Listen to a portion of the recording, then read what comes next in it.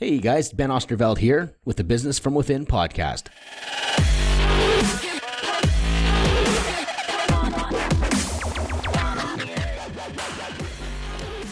Hey, it's Ben here. I'm just sitting on my mower on my beautiful property I have. It's something I've always dreamed of, having a big piece of land and a big house that I can house my whole kids in and everything like that. But you know what I was thinking is, when I'm mowing my lawn, it's like a meditation. You gotta take a step aside and do stuff like that. I'm not a big sit down and meditate. I like moving meditations, walking. I don't know how my brain works. I'm like that guy that's tapping his pencil on the desk, driving everyone crazy because that helps me focus. I sit in a busy coffee shop because it helps me focus. There's so many ways to be right. There's never one way. But I was just thinking of our stories and how they're affecting our lives and business and relationships, like always. And I was just thinking, I remember being in grade 6, super insecure. I just desperately wanted to be liked. My home life was, I was the third wheel in the entire family. I couldn't figure out how to make my family happy. And I remember stealing cigarettes from my grandpa on the farm. And I didn't even smoke, but I stole them so I could give them to kids that did smoke in school, so they could find value in me, that they would be my friend. The thing is, that has been something that has gone through my entire life and even haunts me a little bit today. I guess haunt is pretty aggressive, the word. It doesn't haunt me. It just shows up, and I see it, and I accept it, and I move on.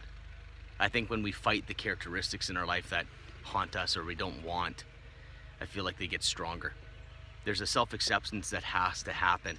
Now, how does that affect my business? Well, you know what? In a weird way, I give more value than anybody else in the business, and my business grows. World-class client experience. It shaped me. I just have learned how to make people happy, and not just happy, but mind-blowingly happy. So in a weird way, there's a yin and a yang to everything. So I wouldn't hate the things in you. I wouldn't hate your story. And yeah, I look back and it's so embarrassing. This little boy and wanting friends. But then on the other side, I just have so much deep compassion for that little boy. And I love him so much. And I just wish I could be his friend. And what's so cool, I know that sounds weird, but I can be. Because it's me. I went on a retreat one time. And it was with Philip McKernan, I don't know, 8 years ago, maybe 9 years ago now. And it really helped me tap into my inner child, which sounds so weird. Back in, like, what does that mean? What it means is that I remember I had to take a picture of myself that was 8 years old and look at it. And what happened was I looked at it and it looked like my oldest son at the time, who was maybe 6, 7 or whatever. And I realized, wow, I know how to love my son. Holy crap, I'm looking at myself at 6, 7 or whatever in a picture. It just hits me, I could love him. Oh my goodness, I just want to be loved. Oh my goodness, I can absolutely do that from within. We are so hungry to be loved. I don't care who you are, it's driving you, it moves you, it motivates you. The number one thing in this planet is love, and we want it. I thought I could buy it, I thought I could earn it. You can't. I just realized at that point that I could love myself. And I know that sounds so meme-like, it sounds so weird. But I know that when I looked at that little boy, because I know I can love my son, so why can't I love me? That's when everything changed for me.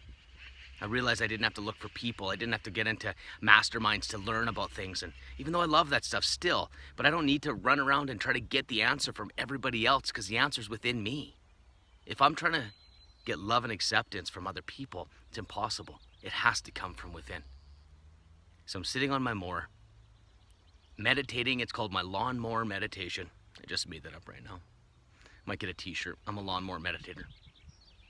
Or if someone could make me a shirt, that'd be hilarious.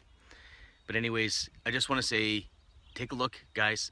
Find out when you're giving a bit too much to your client base, giving it a little bit too much to your spouse. I remember I'd buy my wife flowers all the time. I'd be romantic all the time. But it was very much a selfish thing where I just wanted to get her to love me back. There's a day I stopped giving her flowers for like 6 months because I thought, you know what, I'm only doing this because I'm selfish. I wanted to reset. What are you doing in your life right now that you need to reset because you're doing it to be happy? Who are you pursuing that you think if you could get into that relationship with, that it'll somehow launch you, help you, make you better, synergize your business, or a relationship, or a man, a woman, or a partner? Like, we're looking outside of ourselves. Look at how many dating relationships are just so fucked up because they're just looking for that love rather than actually giving into a relationship. You'll always have dysfunctional relationships until you learn how to love yourself. Take a little picture. Take a picture of when you were 5, 6, 7, 8, 9, 10 years old, and talk to that picture. Talk to them. Say, I love you. What do you need? What would have you needed when I was out? What did I need at that age? And give it to yourself now. This is totally weird, but I'm telling you right now, if you want your business to succeed, this is the shit you got to talk about. Your story is absolutely following you, chasing you, haunting you. I'm not saying to change your story. I'm saying to learn to live with it.